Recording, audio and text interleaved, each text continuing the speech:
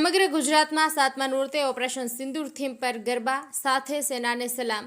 ગૃહ રાજ્યમંત્રીએ જાહેરાત કરી હતી કે રવિવારે 28 સપ્ટેમ્બર 2025ના રોજ 7મા નોરતે રાત્રે બરાબર 11 કલાકે સમગ્ર ગુજરાતમાં એકસાથે ભારતીય સેનાના શૌર્યને સમર્પિત ઓપરેશન સિંદૂર ગરબો વગાડવામાં આવે અને તેમણે કહ્યું કે આ રીતે દેશના વીર જવાનોને અનોખી સલામી આપવામાં આવશે।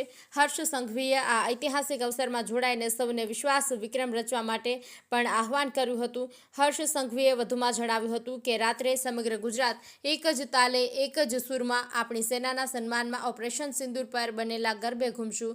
આ પહેલ ગરબાના માધ્યમથી દેશભક્તિની ભાવનાને ઉજાગર કરશે, જેને લઈને દિયોદર પોલીસ દ્વારા ઓપરેશન સિંદૂર થીમ સાથે રાત્રે 11 કલાકે ગોકુળનગર સોસાયટી ખાતે ગરબે ઝૂમી સેનાને શૌર્યને સલામ આપી હતી। ઓપરેશન સિંદૂરની થીમ સાથે દિયોદર પીઆઈ એટી પટેલ તેમજ દિયોદરની સમગ્ર ટીમ સાથે દિયોદરના ગોકુળનગર સોસાયટી ખાતે સેનાના શૌર્યને સલામ અને ઓપરેશન સિંદૂર થીમ પર ગરબે ઝૂમ્યા હતા।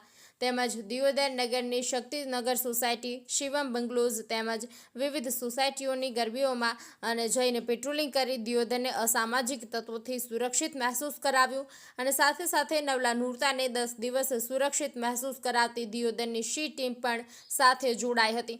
નવરાત્રી દરમિયાન ખેલૈયાઓમાં અનેરો ઉત્સાહ જોવા મળ્યો હતો। સાથે દિયોદરની શી ટીમ ટ્રેડિશનલ ડ્રેસમાં દરેક સોસાયટીઓમાં બાજ નજર સાથે ગરબા ઝૂમી રહી હતી। ત્યારે શી ટીમના નામથી રોમિયોગીરી તેમજ અસામાજિક તત્વોમાં ખોફનો માહોલ જોવા મળી રહ્યો છે અને દિયોદર પંથકમાં શી ટીમની સરાહનીય કામથી લોકો સુરક્ષિત અનુભવી રહ્યા છે। સિદ્ધરાજસિંહ વાઘેલા, મગડાલા।